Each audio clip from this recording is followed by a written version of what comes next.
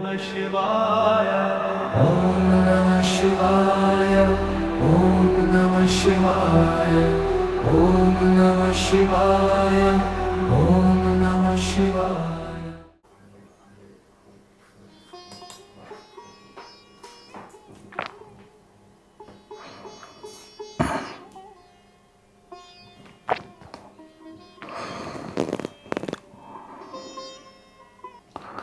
नारायण नारायण नारायण।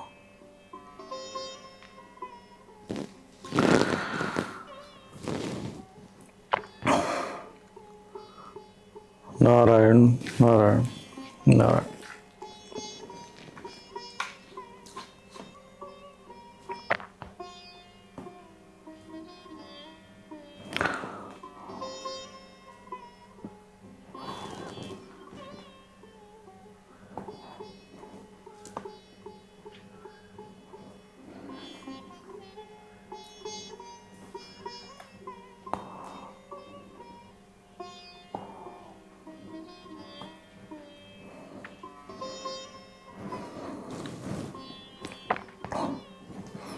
नारायण नारायण नारायण।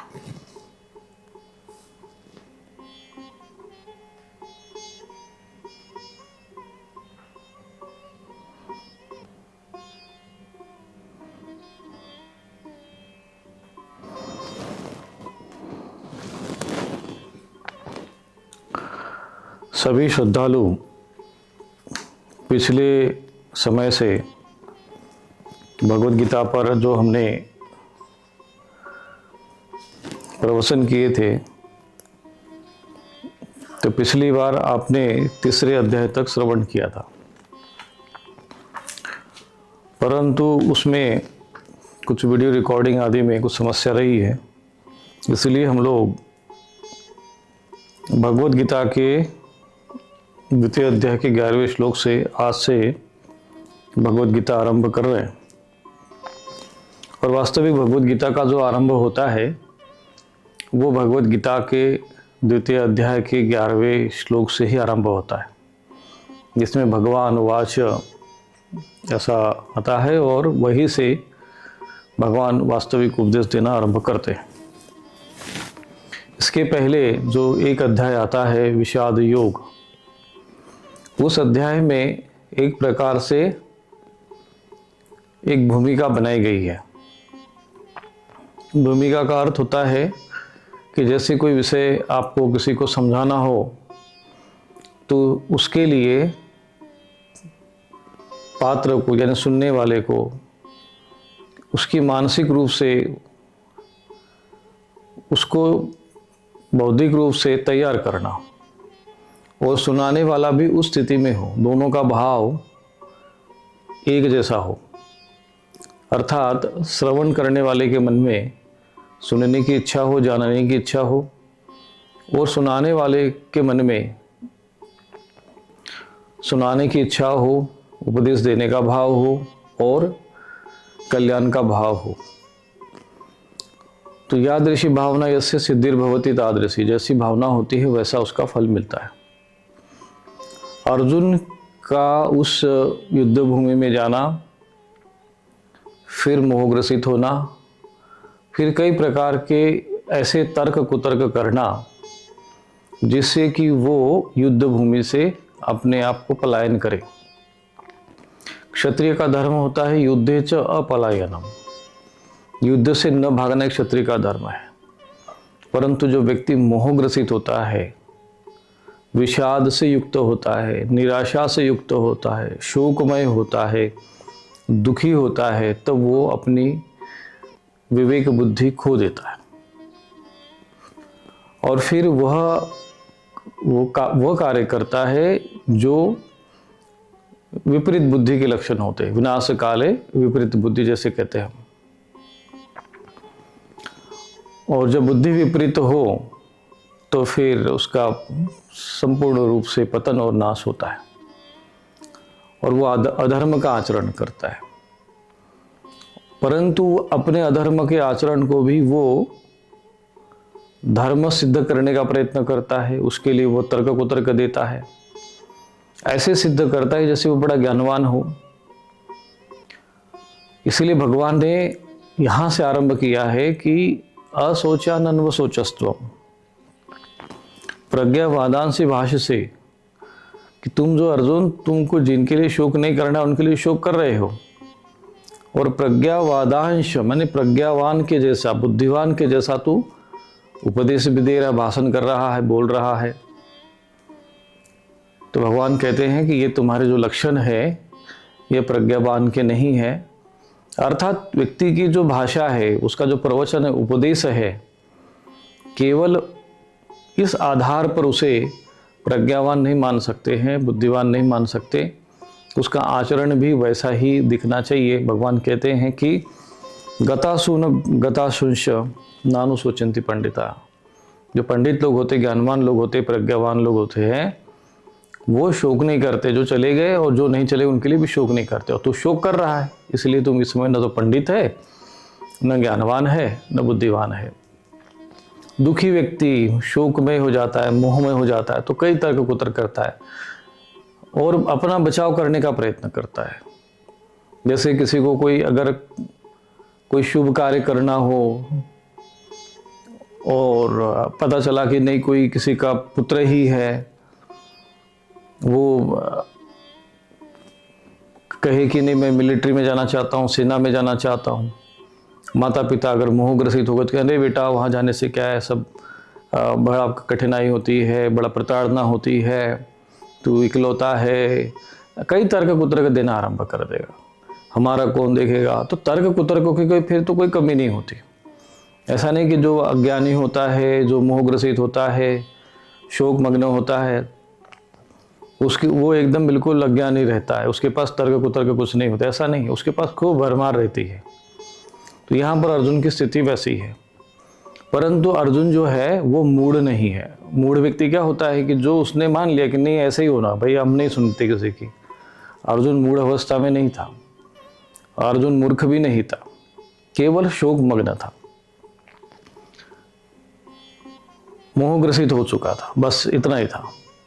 अब मूढ़ व्यक्ति क्या होता है कि मूढ़ व्यक्ति कहेगा कि नहीं भाई अब नहीं जाना है, मतलब नहीं जाना है, तुम नहीं जा सकते हो, तुम्हारे लिए ये कोई हम बिल्कुल कह दिया तो कह दिया। अब मूर्ख व्यक्ति भी बिल्कुल स्वीकार ही नहीं करेगा, नहीं महाराज आप बिल्कुल गलत कहते हो, नहीं महाराज हम मानते ही नहीं है। अभी हम एक कार्यक्रम में गए, हमने कहा कि ये सब गाड़ना, सब की पूजा करना सनातन धर्म के अनुसार नहीं है। कहते हम नहीं मानते। अरे मैंने कहा भाई शास्त्र कहता है ये, बोले हम नहीं मानते। मतलब बस उसके दिमाग में बैठ गया वो कि नहीं हम नहीं मानते, मतलब नहीं मानते। तो वो मूर्ख व्यक्ति के लक्षण होते हैं। तो अर्जुन न तो मूढ़ था न मूर्ख था, वो ज्ञानवान भी था। उसने कई अच्छे तर्क भी दिए, शास्त्र का भी कहीं इधर उधर का उसने प्रमाण दिया। तो कभी कभी क्या होता है कि व्यक्ति के मन में, जैसे कि कोई ऐसे विषय है, जैसे कि हम लोग ये वर्ण व्यवस्था का विषय आता है, तो उस पर शास्त्र की बात, शास्त्र का विषय, शास्त्र की चर्चा करने के लिए वो तैयार नहीं होता। हम नहीं मानते भैया क्या लिखा, नहीं हम, वो शास्त्रों का अर्थ भी जो अपने हिसाब से लगाना शुरू कर देता है। इसको कहते हैं विपरीत अर्थ। तो जब जैसा शास्त्र में कहा गया है वैसा ही ज्ञान हमें समझ में आ जाए, समझाया जाए, उसी को शास्त्रार्थ कहते हैं। और भगवत गीता एक ऐसा धर्म ग्रंथ है जो संपूर्ण जो है अध्यात्म से, धर्म से, मनुष्य के कल्याण के लिए जितने भी कल्याणकारी उपदेश है, उस सारे विषय है, उसका सबका सार है उसमें। और फिर कुछ ऐसे लोग जो स्वार्थी, जो थोड़े विद्वान भी होते हैं, वो उसके साथ छेड़छाड़ कर देते हैं। जैसे कि अभी ये इस्कॉन वालों ने देखा होगा, भगवत गीता यथारूप लिखा है कि हमने जो लिख दिया वही है, वही सही है। अब उसमें भगवान शिव जी की निंदा भी है, श्री कृष्णा कॉन्शियसनेस ऐसा कुछ उसमें शब्द लगा दे, श्री कृष्ण भावनामृत, जबकि इसका कोई शब्द है ही नहीं भगवत गीता में। वैसे उन्होंने अपनी मनमानी व्याख्या कर दी। तो जो ज्ञानवान नहीं होते हैं, जिनको संस्कृत ज्ञान नहीं होता है, तो वो जो उन्होंने अनुवाद किया है, जो व्याख्या लिखी, उसी को सत्य मान लेता है। हाँ बात ठीक है भाई जो कह रहे हो। जबकि भगवत गीता में भगवान ने कई जगह समझाया है कोई भेद नहीं है शंकर जी में। रुद्राणाम शंकर, उसमें शंकर, रुद्रों में शंकर मैं ही हूँ, यहाँ निंदा कर देते हैं। इसीलिए समय समय पर सिद्ध महापुरुष अवतरित होते हैं और भगवत गीता की यथार्थ व्याख्या बताते हैं। जैसे शंकराचार्य जी हुए, शंकर साक्षात भगवान शंकर स्वयं साक्षात भगवान शंकर के अवतार माने गए। तो ऐसे महापुरुष वो बताना चाहते हैं कि भगवान कहना क्या चाहते हैं, भगवान के कहने के पीछे भाव क्या है, उद्देश्य क्या है, और उसको वो फिर शास्त्र के द्वारा, विद्वत्ता के द्वारा, प्रमाण के द्वारा उसको सिद्ध करते हैं। उसको भाष्य कहते हैं, उसको व्याख्या कहते हैं। तो यहाँ पे गीता शंकर भाष्य जो शंकराचार्य जी ने लिखा है उस पर हम भी चर्चा करते रहेंगे, क्योंकि वो प्रमाणित भाष्य है। संत ज्ञानेश्वर महाराज जी ने भी लिखा है ज्ञानेश्वरी, जिसको भावार्थ दीपिका नाम का जो व्याख्या लिखी है, ऐसे कई महापुरुष लिखते हैं। तो हम जब भगवद गीता की व्याख्या करेंगे या जो चर्चा करेंगे तो उसके जो मूल जो श्लोक है उसका अनुवाद, पदच्छेद होना आवश्यक है, यानी जैसे संधि विच्छेद होना आवश्यक है कि इसका अर्थ क्या है, फिर उसका अन्वय, फिर अन्वय का अर्थ क्या है, फिर उसका स्पष्टार्थ क्या है, और स्पष्टार्थ के बाद भावार्थ क्या है। ये ऐसे 4-5 क्रम जो है वो पूर्ण करने पड़ते हैं। तो गीता प्रेस की एक अच्छी पुस्तक भगवद गीता मिलती है पदच्छेद अन्वय सहित, तो आप उसको पढ़ सकते हैं। तो उस पर हम लोग अब उसी भगवद गीता से हम आपको उपदेश दे रहे हैं। तो विषाद योग जो है वो एक पृष्ठभूमि है, शिष्य तैयार होना बहुत आवश्यक है। और मैं एक बात और कह देना चाहता हूँ कि यहाँ पर वास्तव में भगवान और अर्जुन, भगवान कृष्ण और अर्जुन का जो संवाद है ये वास्तविक भगवान का और भक्त का ये भी संवाद है, साधक और सिद्ध का भी संवाद है, गुरु और शिष्य का भी संवाद है। तो जगह जगह भगवान बनकर उपदेश दे रहे हैं, भगवान के रूप में कहते हैं कि अहम आत्मा गुणाकेश सर्वभूताशय स्थित, मैं आत्मा रूप में सब जगह रहता हूँ, तो यहाँ भगवान के रूप में कह रहे हैं। और जहाँ आवश्यकता पड़ रही हो शिष्य के रूप में भी उसको उपदेश दे रहे हैं, गुरु के रूप में शिष्य के जैसे गुरु बनकर उपदेश दे रहे हैं। और जहाँ आवश्यक है वह सिद्ध और साधक का भी उपदेश दे रहे हैं, और कहीं कहीं पर वो ज्ञानवान बनकर भी उपदेश दे रहे हैं। तो जो एक सर्वोच्च अवस्था होती है ज्ञान की, भगवान गुरु को भी साक्षात परब्रह्म कह सकते हैं, यानी भगवान का जो स्वरूप है। इसलिए भगवानुवाच यह शब्द है, यहाँ पे कृष्ण उवाच ऐसा नहीं कहा गया, अर्जुन उवाच है, संजय उवाच है, अब उसी तरह से कृष्ण उवाच होना चाहिए। तो यहाँ उपदेश भगवान के द्वारा दिया गया है, कृष्ण नामक किसी व्यक्ति के द्वारा नहीं है। यहाँ पर भगवान कृष्ण अपनी जो भगवतीय सत्ता है, भगवती अपना जो स्वरूप है उसमें स्थित हो गए हैं। वो केवल अर्जुन की मित्र नहीं है, वह कोई सगे संबंधी नहीं है, कोई वो मनुष्य बनकर नहीं बात कर रहे। इसलिए अहम आत्मा गुणाकेश, मैं आत्मा बनकर सब प्राणियों के हृदय में रहता हूँ। तो क्या मनुष्य के रूप में रह रहे क्या वो? यहाँ पर भगवान उवाच की जब बात आती है तो ध्यान रखना कि यहाँ पर भगवान कृष्ण जो है एक मनुष्य रूप के रूप में उपदेश नहीं दे रहे, स्वयं साक्षात ईश्वर ही जो है, या स्वयं पद्मनाभ से मुख पद्मादि निसृत, यानी भगवान नारायण जिसे स्वयं पद्मनाभ हम भगवान विष्णु कहते हैं, जिनसे ये सारी सृष्टि की रचना हम मानते हैं, जिन्होंने सृष्टि की रचना बनाई। अब उनको सब पता है कि भाई जब सृष्टि की रचना हुई तो आरंभ से लेकर अब तक, तो तब भी थे, अब भी और सदैव रहेंगे, ऐसे तत्व जो स्वयं है। तो कोई एक व्यक्ति उपदेश यहाँ नहीं दे रहा है, कोई मनुष्य यहाँ पे उपदेश नहीं दे रहा है, यहाँ पर स्वयं भगवान उवाच ही उपदेश है, और गुरु रूप में भी है। तो इसीलिए विषाद योग में भूमिका तैयार होती है। अर्जुन अपनी बात कहता है, भगवान चुपचाप सुनते हैं, ठीक है। वो कह रहे कि भाई अगर मैं इनको मारूंगा तो फिर वो कुल धर्म का नाश होगा, फिर पतन होगा, मैं कितना बड़ा गलत कर्म करने जा रहा हूँ, अपने ही लोगों को मार कर मैं कौन सा पुण्य अर्जित करूँगा, और क्या मैं ये सब कुछ किस लिए कर रहा हूँ, ये केवल राज्य पाने के लिए, संपदा पाने के लिए, और इसके लिए मैं इतने जीवों की हत्या करूँगा, अपने लोगों को मारूंगा मैं, ये कोई धर्म है? अब बात सुनकर तो अर्जुन के ऐसा लगता है कि नहीं बिल्कुल ठीक कह रहा है। तो यही होता है कि जब भी शास्त्रार्थ होता है तो उसका दो पक्ष होते हैं, उत्तर पक्ष और पूर्व पक्ष। एक पक्ष रखता है तो लगता है कि हाँ बिल्कुल ठीक कह रहा है ये, फिर उसका काट किया जाता है, दूसरा कहता है हाँ ये भी ठीक कह रहा है, फिर वो उसका तीसरा कहता है नहीं ऐसे। तो इस तरीके से संवाद होता है। तब समझ में आता है कि वास्तव में यथार्थ में उसका अर्थ क्या है, शास्त्र का वास्तविक अर्थ क्या है। तो भगवत गीता का वास्तविक अर्थ क्या है वो हमें यहाँ निकालना है। परंतु अर्जुन, मैंने कहा पहले कि वो मूढ़ नहीं था, वो मूर्ख नहीं था, केवल शोक मग्न था। वो क्षणिक होता है, शोक दुख क्षणिक होता है, मोह क्षणिक होता है, और उस समय मोहग्रसित हो गया, तो उसकी बुद्धि मोहग्रसित हो गई थी। परंतु उसके अंदर ज्ञान पाने की अभिलाषा थी। तो अर्जुन ने स्वयं कहा कि कार्पण्य दोषोपह स्वभाव पुरुषामि त्वाम धर्म सम्मूढ़ चेता यस्य यस्रा निशितम गृहीतन में शिष्यस्तेहम शाधिमाम त्वाम प्रपन्नम। भगवान से कहते हैं अर्जुन की भगवान मैं कायरता रूपी दोषों से ग्रसित हो गया। देखो वो स्वीकार भी कर रहा है कि मेरे अंदर कायरता आ गई है, मेरे में दोष आ गया। तो शिष्य का पहला एक लक्षण ये होता है कि शिष्य को अपनी कमी समझ में आनी चाहिए। जब गुरुजी ने आपको बता दिया कि आप में ये कमी है, दोष है, तो उसको स्वीकार कर लो, उसको दूर करने का प्रयत्न करो। अगर गुरुजी ने कहा कि तू ऐसा है तो ठीक है, ऐसा ही है। अब वो कहे नहीं हम ऐसे नहीं है, आप गलत कहते हो, गुरुजी मैं तो बिल्कुल ठीक हूँ, आप ही गलत हो, तो बस हो गया। फिर उस शिष्य का उद्धार उसी दिन हो गया। फिर वो कोई ऐसे लोगों को शिष्य नहीं कहते हैं।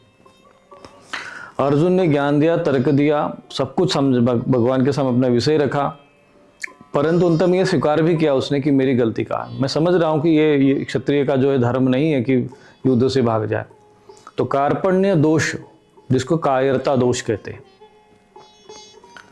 और फिर उससे ग्रसित हो गए। वो कहते हैं मैं उससे ग्रसित हो गया हूँ। अब मैं आपको पूछ रहा हूँ, सम्मूढ़ चेता, मेरी जो चेतना है वो सम्मूढ़ हो गया है, मैं निर्णय नहीं ले पा रहा हूँ।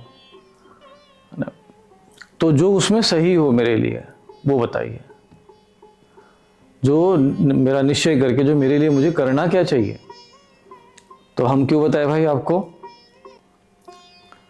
भगवान भी कहेंगे भाई किसी को हम क्यों उपदेश दे।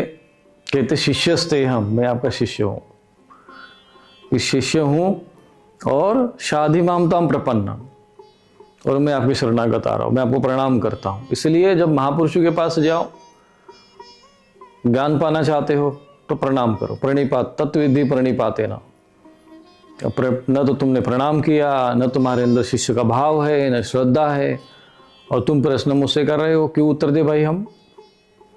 और वो भाव ही नहीं रहेगा, गुरु के मन में भाव ही नहीं आएगा आपके लिए, वो कृपा वो कल्याण। इसलिए प्रणिपात करो। नहीं महाराज हमको तो बड़ा अधिक, हमारे तो कपड़े खराब हो जाएंगे, हमको तो जो है लज्जा आती है, क्यों हम प्रणाम करें, इससे ही कर लेते हैं। तो भाई अभी तुम्हारा समय शिष्य वाला नहीं है। तो शिष्य का समर्पण होना ये बहुत आवश्यक है। श्रद्धावान होना ही पर्याप्त नहीं है, समर्पण भी होना चाहिए।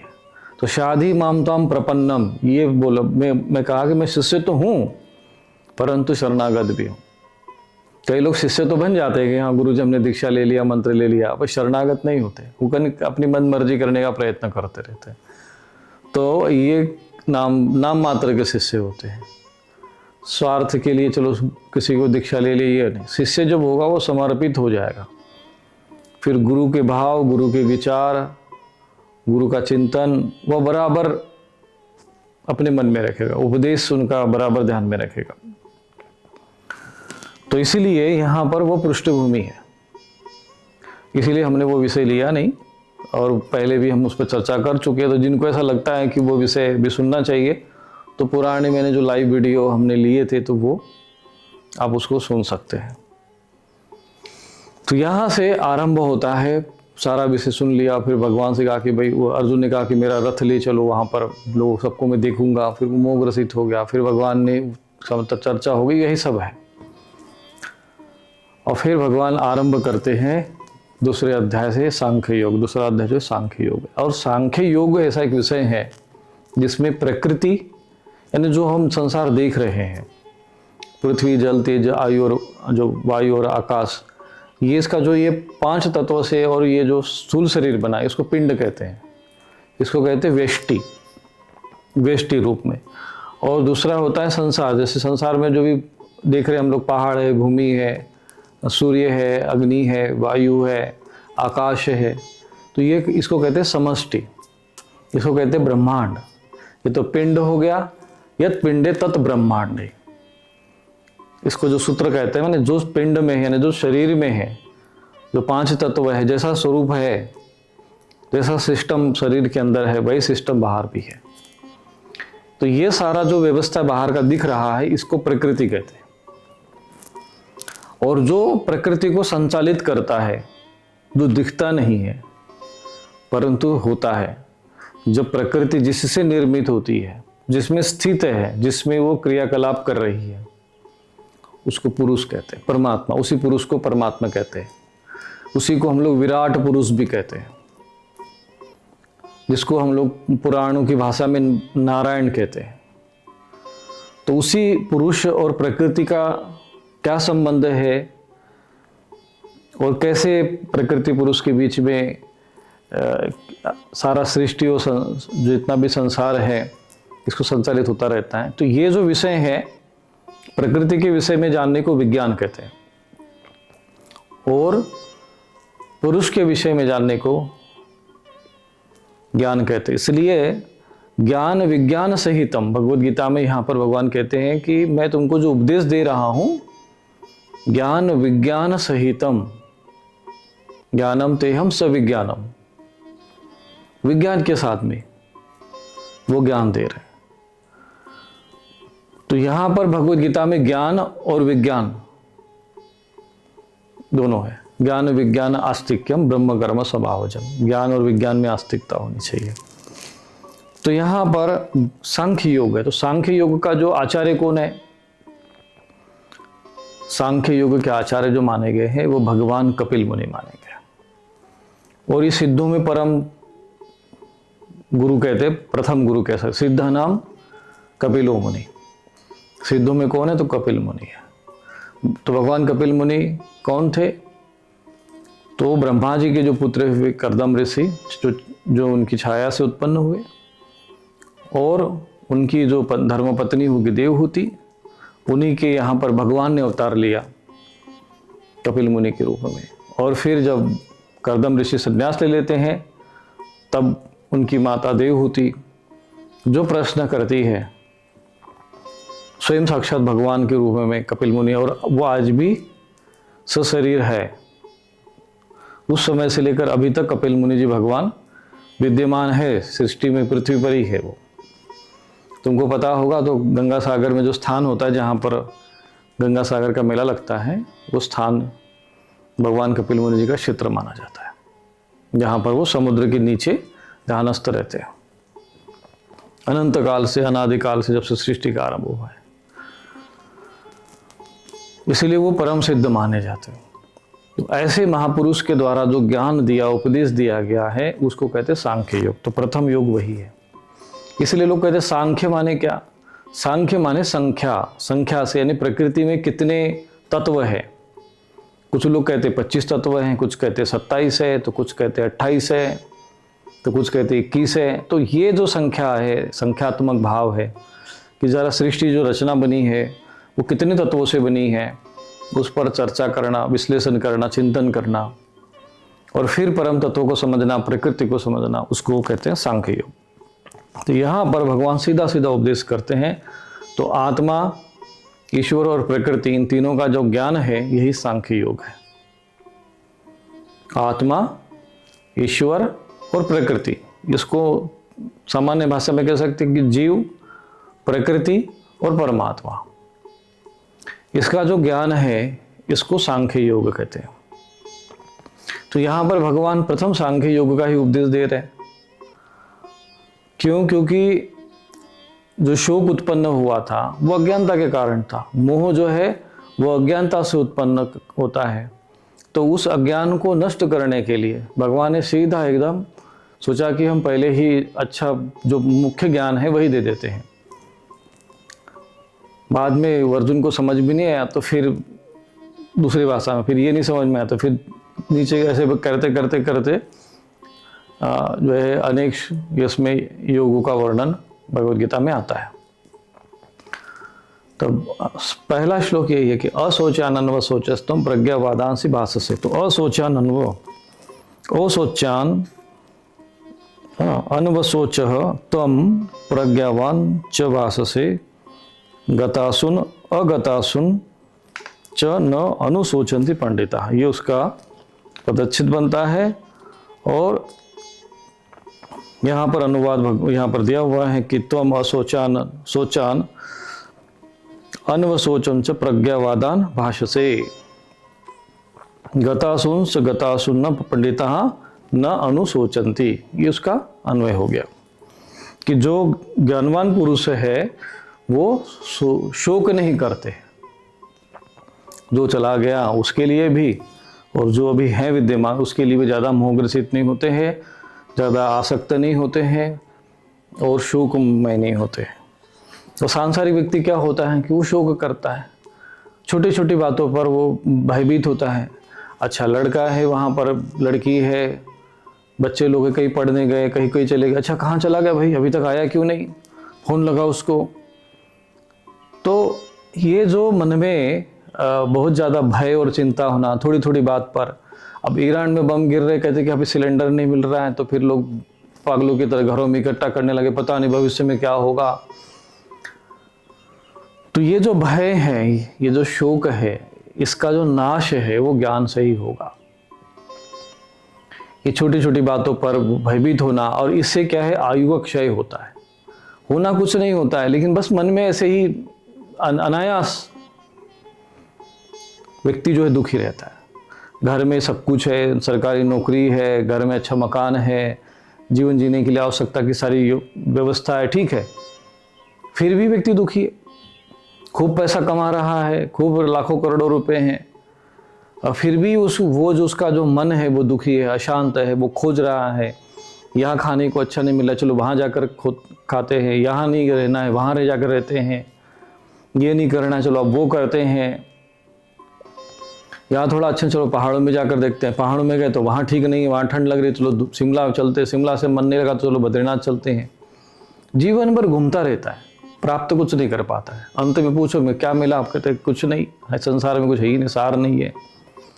अरे जब तुमको अब समझ में आया पूरा जीवन भर में, जो ज्ञानी महापुरुष पहले ही समझा देते हैं, क्योंकि वहाँ पर जो है पहले ही बोर्ड लगा हुआ है कि भाई ये जो मार्ग है ये खतरनाक है, दुर्गम घाटी है, सावधानी हटी की दुर्घटना घटी, सावधान वाहन धीरे चलाइए, बोर्ड पहले ही लग गया।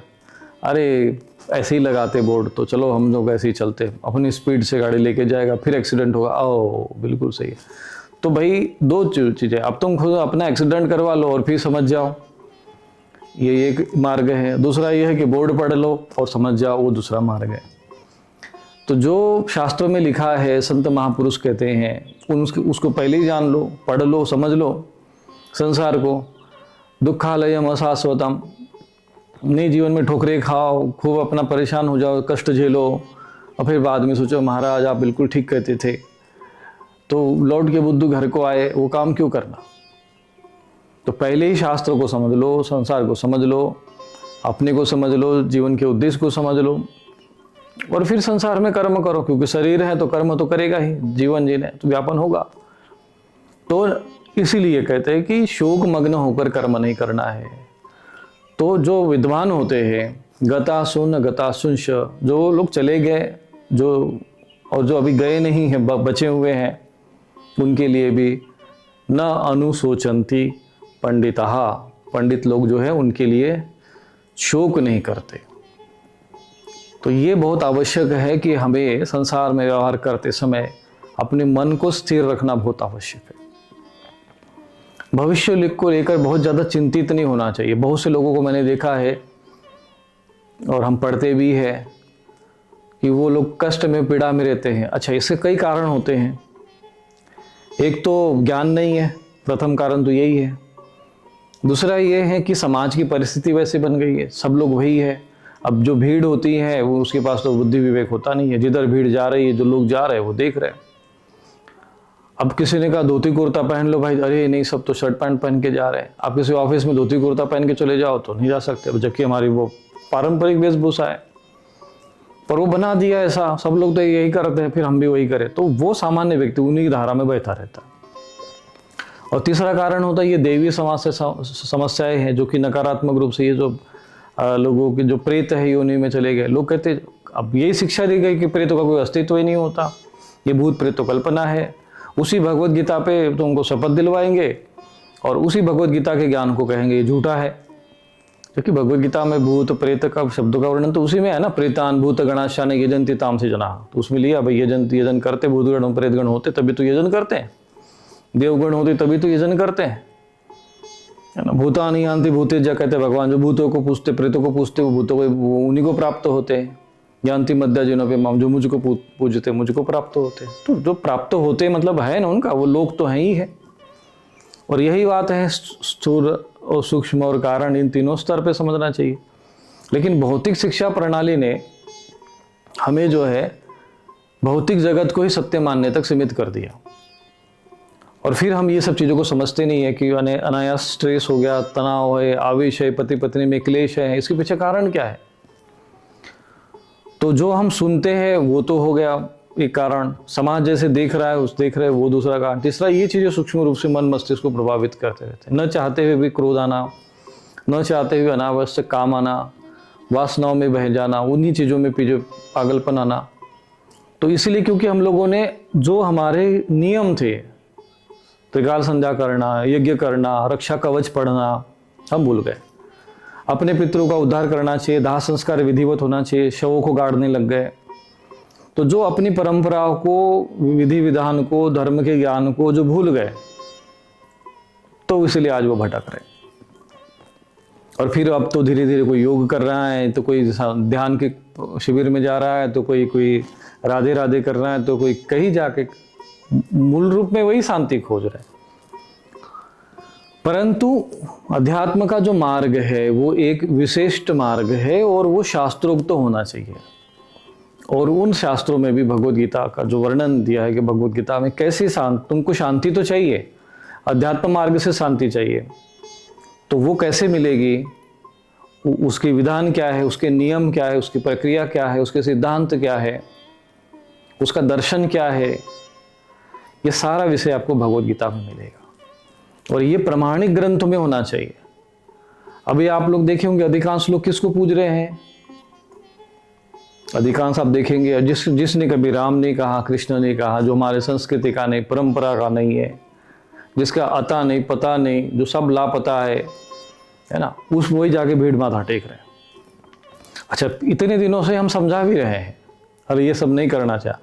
अब जब कोई ज्ञानी महापुरुष संत महात्मा तुम्हारे हित में धर्म का ज्ञान दे रहा है, क्योंकि वो अध्यात्म से जुड़ा हुआ है, धर्म को जानता है, ईश्वर को जानता है, कैसे उपासना करना चाहिए, शास्त्रों का उसने अध्ययन किया हुआ है, वो व्यक्ति समझा रहा है, वो नहीं हमको सुनना भैया।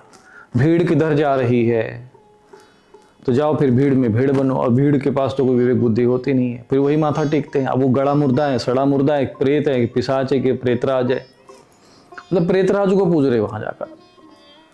तो ये आपको कई बात मैंने लाइव में समझाई है कि ये सब अधर्म है। तो शास्त्रोक्त साधना पद्धति को आप अनुसरण करोगे तब आपको वो शांति मिलेगी जो आप चाहते हो, जो आप पूजा पाठ से, धर्म कर्म करने से जो प्राप्त करना चाहते हो, सुख शांति समृद्धि, जो भी आपका कल्याण चाहते हो, वो शास्त्रोक्त तो होगा। यह शास्त्र विधि वर्तते कामकार्थ न सिद्धि भवाप्नोति न सुखम न पराम गति।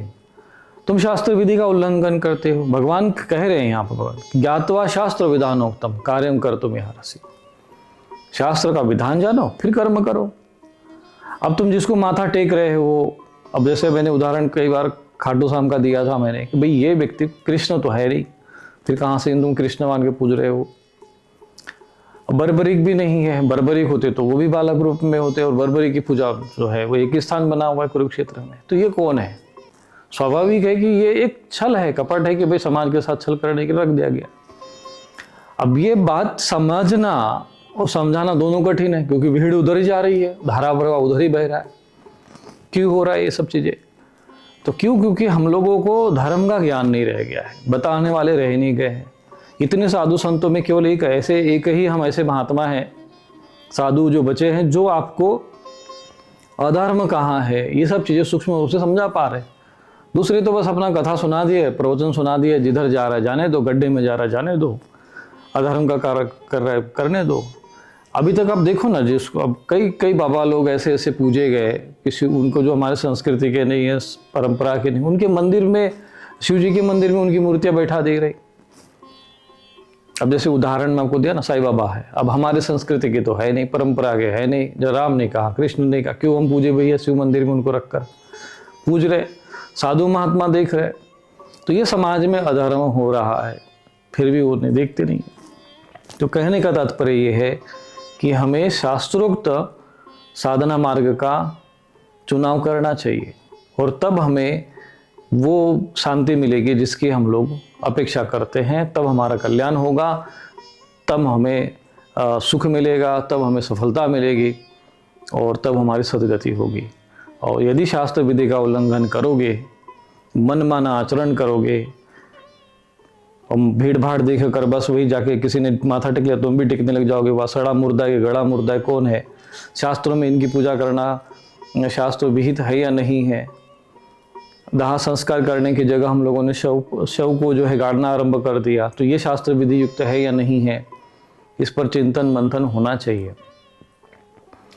और यही सभाएं होती है भाई, संत सभा, धर्म सभा, तो यही न है धर्म का विषय हो।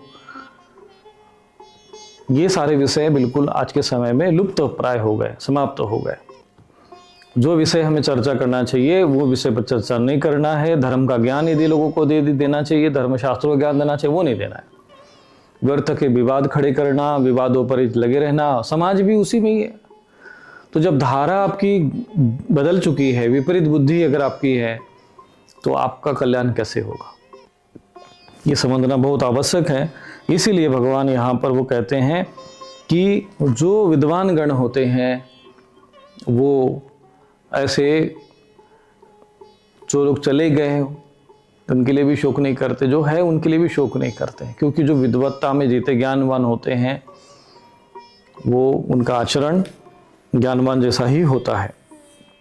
अब अर्जुन को समझा रहे भगवान बार बार उसी सांख्य योग के माध्यम से कि वो कहते हैं न त्वेवाहम जातु नासम न त्वम नेमे जनाधिपा न चैव न भविष्याम सर्वे वयम ततः परम। ऐसा नहीं है। अब उसको समझाने का प्रयत्न कर रहे हैं कि ये लोग पहले नहीं थे, बाद में नहीं रहेंगे, और भगवान कहते कि नहीं ये पहले भी थे, बाद में भी रहेंगे। ये अब इसलिए ये उनकी मृत्यु पर शोक मत करो। सर्वे वयम ततः परम, ये हमेशा रहेंगे। यहाँ पर है न तो ऐसा ही है कि ये किसी काल में नहीं थे, और ऐसा भी नहीं है कि ये किसी राजा लोग बाद में नहीं रहेंगे, आगे भी इन सब में नहीं रहेंगे, ऐसा भी नहीं है। इसलिए ये समझना चाहिए कि बहुत से लोग क्या करते हैं, संसार के प्रति सोचते हैं, खूब धन इकट्ठा कर लेते हैं, और फिर सोचते कि बस इतनी ही जगत है, इतना ही सब कुछ है, मरने के बाद कुछ होता ही नहीं है। और ये जो चीज़ें हैं, जैसा कि हम समझा रहे थे, ये चीज़ें भी हमारे जीवन को प्रभावित करती रहती है। जब हम अशास्त्रीय आचरण करते हैं, शास्त्र विधि का उल्लंघन कर रहे हैं, दाह संस्कार विधिवत नहीं कर रहे, सारे लोग प्रेत बन रहे।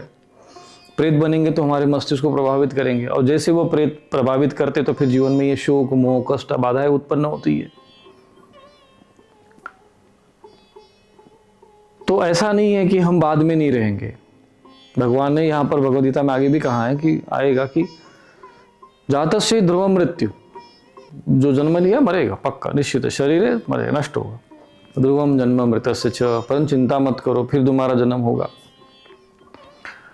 तो पहले हम नहीं थे, ऐसा नहीं कि आज स्वामी रूपेश्वर के रूप में हम हैं, आप लोग सुन रहे हो तो आप अभी वो पहले नहीं थे और बाद में नहीं रहोगे, ऐसा है नहीं। नहीं अब तो मर गए बाबा जी, भाई तो चले गए, सब चले गए। चले गए मतलब कहाँ चले गए? नष्ट नहीं हुए, नष्ट नहीं हो सकता है। इसलिए हमें ये समझना चाहिए कि शरीर नष्ट होता है और शरीर हम नहीं है। हम आत्मा है। और भगवान यहाँ ही समझा रहे कि यह आत्मा है, ये आत्मा रूप में पहले भी थे, आत्मा रूप में बाद में भी रहेंगे और अभी भी आत्मा ही है। तू अज्ञानवश जो है इनको शरीर समझ रहा है, अपने को भी शरीर समझ रहा है, और इनके शरीर के नष्ट होने पर तुम शोक मग्न हो रहा है। यही अज्ञान है। जबकि शरीर तो नष्ट होना है और युद्ध भूमि में नष्ट होगा, चाहे ऐसे कई खटिया में जाके बीमार रोगी होकर बूढ़े होकर मरेंगे। अब उनमें श्रेष्ठ क्या है? बोले युद्ध भूमि में वीरता के साथ अपने धर्म का पालन करते हुए लड़ेंगे, वो ज़्यादा अच्छा है। क्योंकि शरीर तो नष्ट होना ही है, तो फिर ऐसे नष्ट हो तो धर्म का पालन करते हुए नष्ट हो, रोगी होकर बुढ़ापे में जाकर। अब जैसे कई लोग आयु 60 वर्ष की हो जाती है, अब क्या करना है भाई, अब तो हो गए रिटायर है।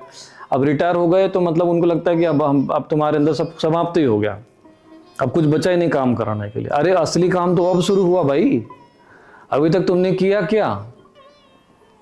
जैसे छोटे बच्चे जो होते हैं वो घर बना लेते हैं, बालू का मिट्टी का घर बना लिया, थोड़ा सा खेले कूदे और बाद में उसी को तोड़ के निकल जाते हैं। तुमने भी तो वही किया है, खूब परिश्रम करके घर ही तो बनाया है, मकान ही तो बनाया है, और फिर क्या होगा? कहते नहीं अब तो बस इसी में जाके सड़ के मरेंगे। फिर लोगों की कई जगह ऐसे की सड़ी हुई लाशें निकल रही है, उसको देखभाल करने वो माता बच्चे नहीं रह गए,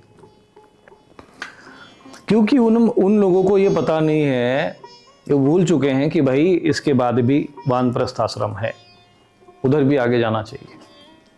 नहीं उसी में लगे हुए, घर बना दे बस चिपक है। कब तक रहोगे भाई? शरीर गल रहा है ना, ये समझ लेना चाहिए। नित्यम सन्निहितो मृत्यु, मृत्यु निकट आ रही है। कर्तव्य धर्म संग्रह, धर्म का संग्रह करो, गंगा स्नान करो, प्रवचन सुनो। नहीं महाराज हमको कोई समझ नहीं, टीवी में देखेंगे अब ईरान में क्या हो रहा है, इजराइल में क्या हो रहा है, अरे वहां जाके बम गिर रहे, तुम आ जाके क्या करना है? देखना क्या करो, तुम्हें ये देखना कि तुम्हारे साथ भविष्य में क्या होने वाला है। नहीं महाराज मर गए तो सब खत्म, अरे सब खत्म नहीं होता है भाई। भगवान यही समझा रहे कि ऐसा नहीं है कि न विवाहम जातु नासम, ये ऐसा नहीं है कि ये किसी काल में नहीं थे। ऐसा नहीं कि तुम लोग, ये बात केवल उनके लिए नहीं हो रही है, ये बात सभी के लिए है, तुम्हारे लिए भी है, मेरे लिए भी लागू हो रही है, जो सुन रहे हैं वो भी। ऐसा नहीं कि तुम पहले लोग नहीं थे, पहले भी थे, अभी भी हो, बाद में भी रहोगे। क्योंकि तुम लोग कौन हो? ईश्वर अंश जीव, अविनाशी, अविनाशी हो, तुम्हारी मृत्यु होनी नहीं है। केवल शरीर बदलते रखते, वासना से जीर्णानि, जैसे शरीर बदलते रहते, वस्त्र बदलते रहते, शरीर बदलते रहते। नहीं महाराज ये तो खत्म हो गया, अब तो बस मर गए तो सब समाप्त, अब तो घर नहीं, कोई मकान है। अरे उधर भी व्यवस्था है भाई, उधर भी लोक है, केवल यही लोक नहीं है। हमारी कभी मृत्यु होती ही नहीं है, केवल शरीर हमें धारण, शरीर बदलते रहते बस। उसी को जन्म कहते, उसी को मृत्यु कहते, शरीर बदलता रहता है। जैसे हम लोग एक जगह से यात्रा किए, यहाँ से ट्रांसफर हो गया, वहां जाकर ट्रांसफर हो गया, जैसे होता है ना नौकरियों में ट्रांसफर होते रहते हैं, ऐसे ट्रांसफर होता रहता है बस। मृत्यु किसी की नहीं होती। क्यों? क्योंकि आत्मा रूप में, हम सब आत्मा रूप में अविनाशी है। पर ज्ञान नहीं है, फिर कष्ट में हो जाते, अज्ञानता में फिर मोह ग्रसित होते, इसी को सत्य मान के बैठ जाते। तो भगवान यहाँ पे कह रहे हैं कि न त्वेवाहम जातो नासम, ऐसा नहीं कि पहले नहीं थे, न त्वम नेमि जनाधिपाः, और या ये राजा लोग नहीं थे, तुम लोग नहीं थे, और ऐसा भी नहीं कि भविष्य में नहीं रहेंगे। तुम भी रहोगे, कौरव वाले भी रहेंगे, पांडव वाले भी रहेंगे। ये सुनाने वाले स्वामी रूपेश महाराज भी पहले थे, बाद में भी रहेंगे, सुनने वाले भी पहले थे और बाद में भी रहेंगे। ये है इसका अर्थ, ये पहले थे सब लोग। अर्थात थे मतलब क्या थे, किस रूप में थे?